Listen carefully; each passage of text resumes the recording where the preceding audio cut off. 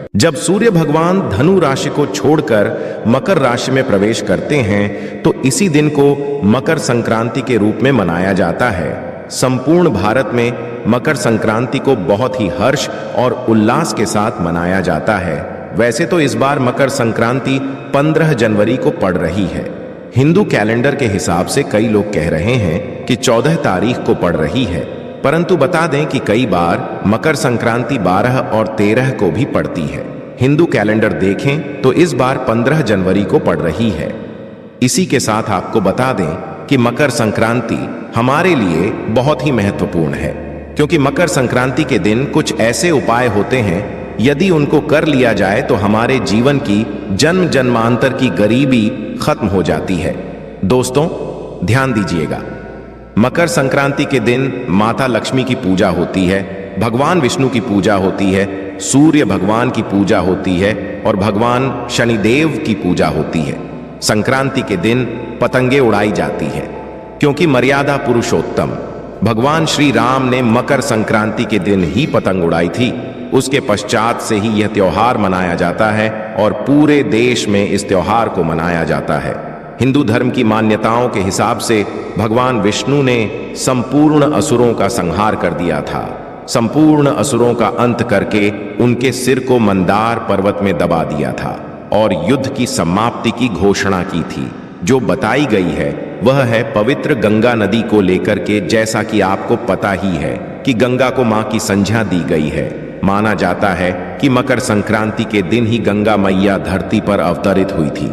मतलब कुल मिला के समझ लीजिए कि मकर संक्रांति का दिन बहुत ही पवित्र दिन है, बहुत ही शुभकारी दिन है और बहुत ही कल्याणकारी दिन माना जाता है। इसलिए दोस्तों आपको हिंदू पुराणों के बारे में एक एक जानकारी अवश्य होनी चाहिए। ध्यान दीजिएगा, मकर संक्रांति का दिन एक ऐसा दिन होता है जिस दिन भगवान विष्णु की माता लक्ष्मी की पूजा आराधना की जाती है, क्योंकि मकर संक्रांति का दिन एक ऐसा दिन होता है जिस दिन यदि आप सही समय पर पूजा पाठ उपाय कर लेते हैं तो आप एक साथ सूर्य भगवान शनिदेव, माता लक्ष्मी, भगवान विष्णु को प्रसन्न कर सकते हैं। इससे आपके जीवन की जन्म जन्मांतर की गरीबी हमेशा हमेशा के लिए चली जाएगी।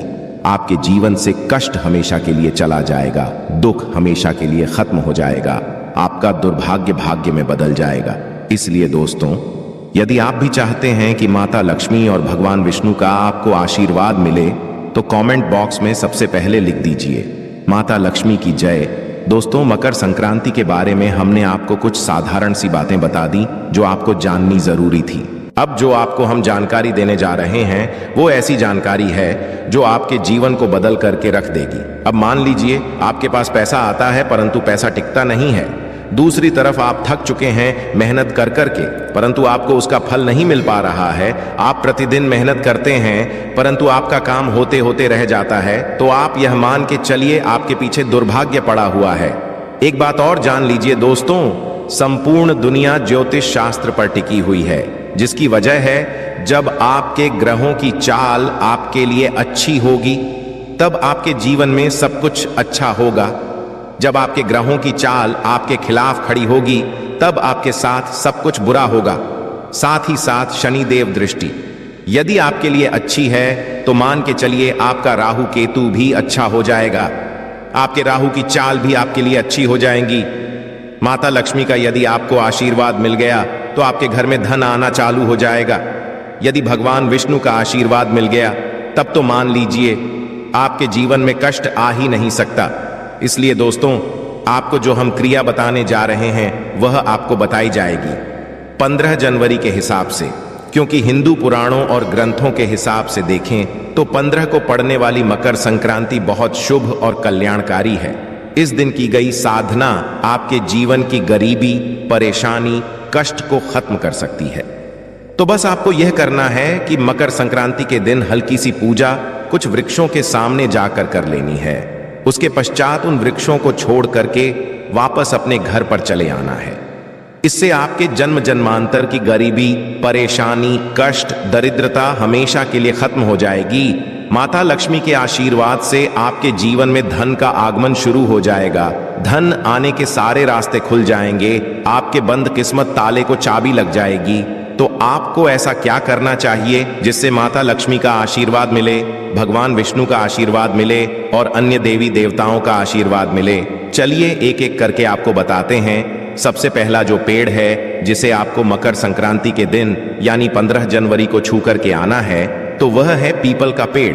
ध्यान दीजिएगा दोस्तों, पीपल का पेड़ एक ऐसा पेड़ है जिसकी यदि हल्की सी साधना की जाए तो आपको विष्णु भगवान और माता लक्ष्मी का सुबह के वक्त बहुत ध्यान दीजिएगा दोस्तों, 15 जनवरी को सुबह के वक्त पीपल के पेड़ के पास आपको जाना है, वहां पर एक लोटा जल अर्पित करना है, उसको प्रणाम करना है, पेड़ को छूना है और अपनी मनोकामना बोल देनी है। इतना करने भर से आपको भगवान विष्णु का आशीर्वाद प्राप्त हो जाएगा।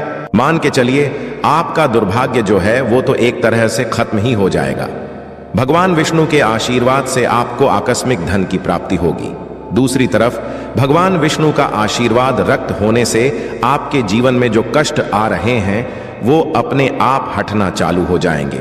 अब आपको शनिवार के दिन पीपल के पेड़ के पास जाना है, एक घी का दीपक जलाना है। घी का दीपक जलाकर आपको अपनी मनोकामना बोलनी है।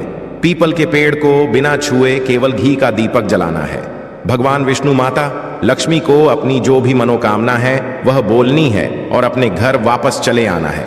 15 जनवरी मकर संक्रांति के दिन यह क्रिया करने से मान के चलिए आज कई तरीके के कष्ट खत्म हो सकते हैं। इसलिए पीपल के पेड़ के नीचे यदि यह क्रिया आप 15 जनवरी को करते हैं तो मान के चलिए आपको भगवान विष्णु और माता लक्ष्मी का आशीर्वाद प्राप्त होगा।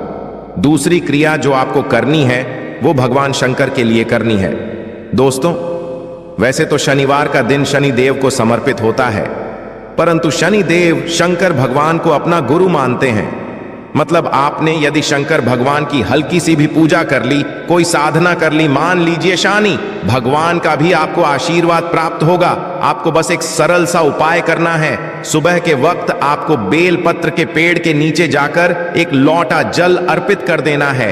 1001 बार ओम नमः शिवाय मंत्र का जाप कर लेना है और घर पर वापस चले आना है। इतना करने भर से आपके जीवन में कई कल्याणकारी और शुभकारी समय आएंगे। भौतिक सुखों की आपको प्राप्ति होगी। भगवान भोलेनाथ का आशीर्वाद मिलेगा। यदि आप चाहते हैं कि भगवान भोलेनाथ का आशीर्वाद मिले तो तुरंत ही कमेंट में लिख दे हर हर महादेव। तीसरा पेड़ जिसको आपको छूना है और वहां पर परिक्रमा करनी है वह है अशोक का पेड़।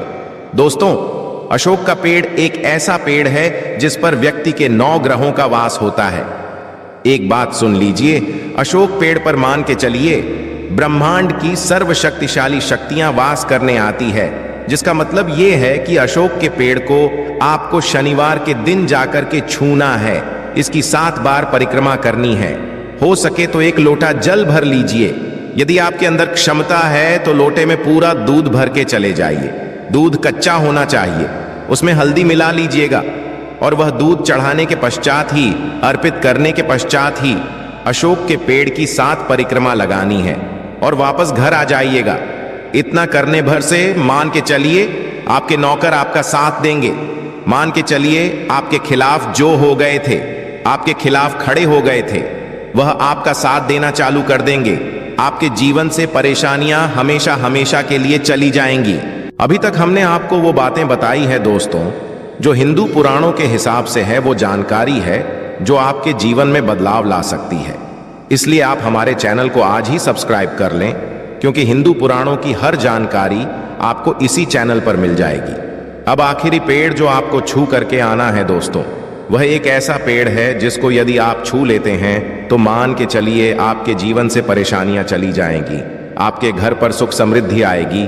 वो है शमी का पौधा। इसे आपको शाम के वक्त केवल छूना है। शनि का पेड़ नहीं होता है, ये पौधा होता है। आपको इसे केवल छूना है और घर वापस आना है। किंतु इस समय यदि इसके सामने पूजा आराधना की जाए तो वो कैसी होगी, हम आपको बता देते हैं।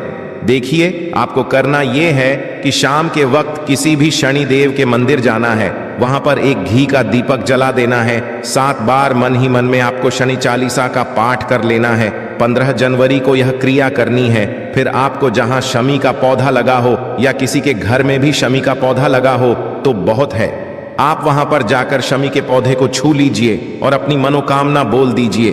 शमी का पौधा ही एक ऐसा पौधा होता है जिस पर शनि महाराज का वास होता है। इस पौधे के गमले को यदि आप छू करके घर वापस आ जाते हैं तो मान के चलिए आपके राहु केतु आपका साथ देना चालू कर देंगे, आपके 9 ग्रह आपके साथ हो जाएंगे, आपका दुर्भाग्य भाग्य में बदल जाएगा। मान लीजिए आप दुश्मन आपके पीछे खड़े थे, आपके दुश्मन आपको हानि पहुंचाना चाहते थे, तो वो आपका एक बाल भी बांका नहीं कर पाएंगे। दोस्तों, आज की जानकारी आपके जीवन को बदल करके रख सकती है, इसको नजरअंदाज मत कीजिएगा, बस इतना ध्यान दीजिएगा। यदि आप 14 जनवरी को यह उपाय करने जा रहे हैं, मान लीजिए सारे वृक्षों को छू आ रहे हैं, तो इसमें बस पीपल के पेड़ को मत छूइएगा, क्योंकि माना जाता है कि कभी भी रविवार के दिन तुलसी के पौधे को और पीपल के पेड़ को नहीं छूना बहुत अशुभ होता है। यह आपके जीवन में परेशानियां ला सकता है, इसलिए रविवार के दिन पीपल के पेड़ को ना छुएगा। बाकी वृक्षों को आप छू सकते हैं और पौधों को छू सकते हैं, किंतु रविवार के दिन कभी भी पीपल के पेड़ और तुलसी के पौधे को नहीं छूना चाहिए। आशा है कि आज की इस प्रस्तुति में बताई गई जानकारी आपको अच्छे से समझ